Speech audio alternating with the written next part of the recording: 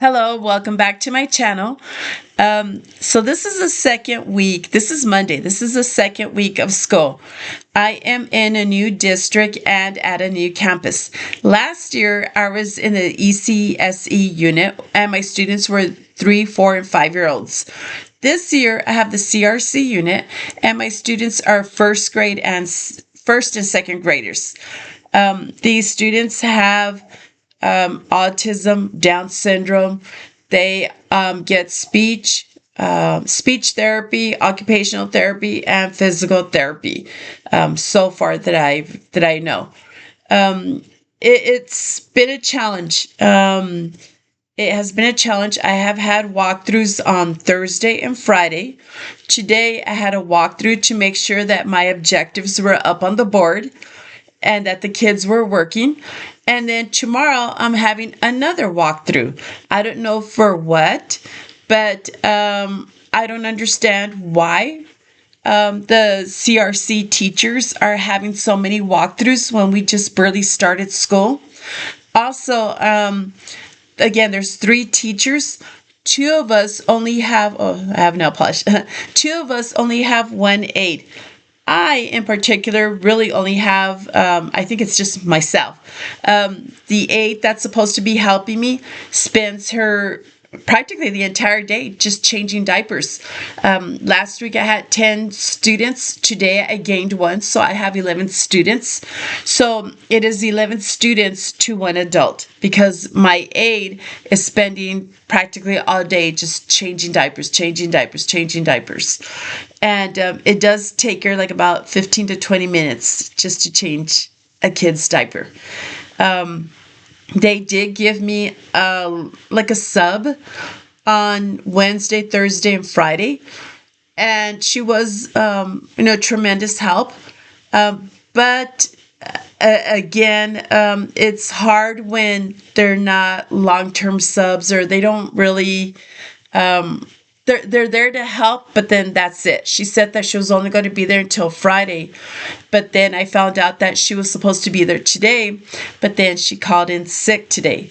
So I did not get any other help. So again, there was 11 students to 1 adult. And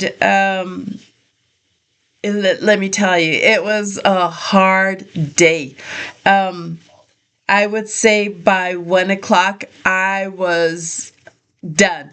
I think I wanted to just go to my car and just scream at the top of my lungs, just get all that frustration out of my system. And then once, I screamed for maybe a good 5 to 10 minutes, just scream my head off, and then come back, I think I would have been okay. But, yeah, that frustration just lingered like all day, just kept lingering. And I just kept trying to push it out, and trying to okay, let's get back on track. And yeah, it was hard to manage a room full of special needs kids.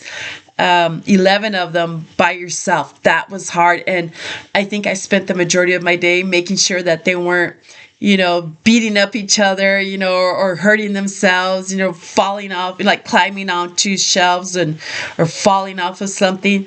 I spent the entire day doing that.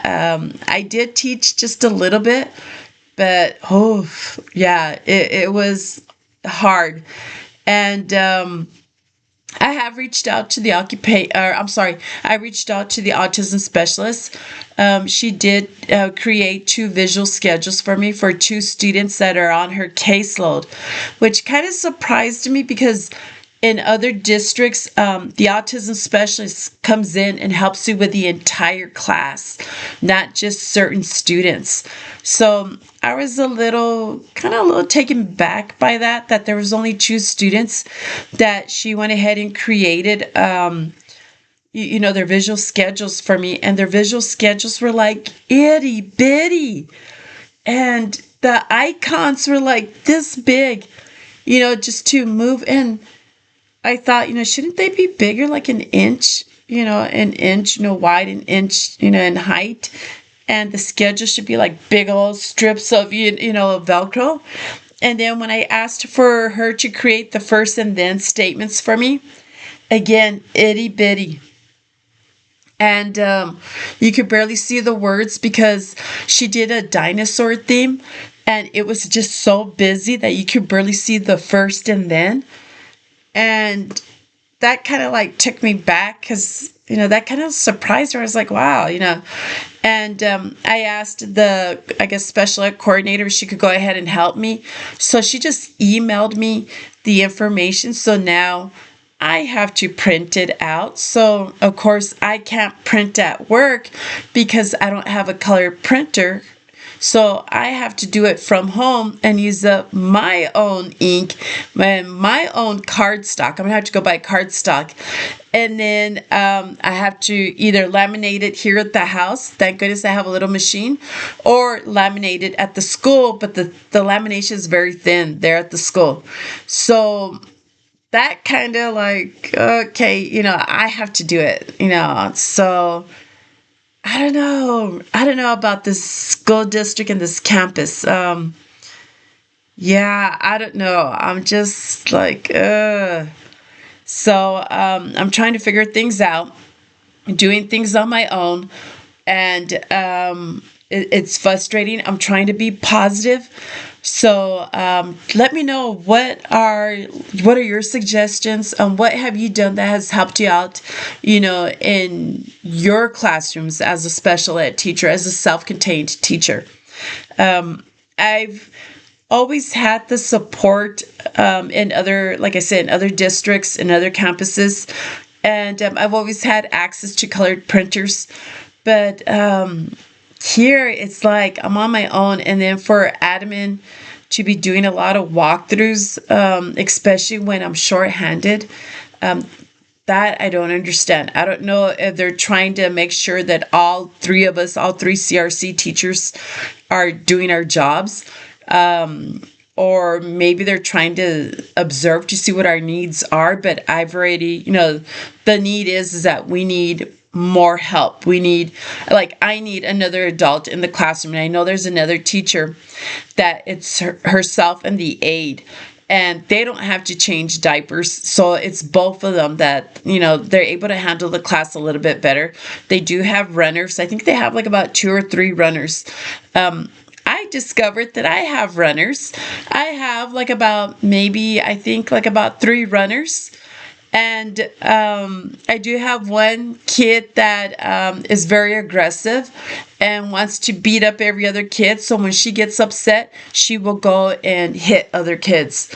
So I haven't had a chance to look at the IEPs. I've printed them out, and I just need to start looking through them and trying to get it together. But hopefully I'll be able to do that this week. Again, it's just been trying to get organized, trying to catch up, trying to do things that I'm expected to do. And it's very hard when you don't have the help in the classroom.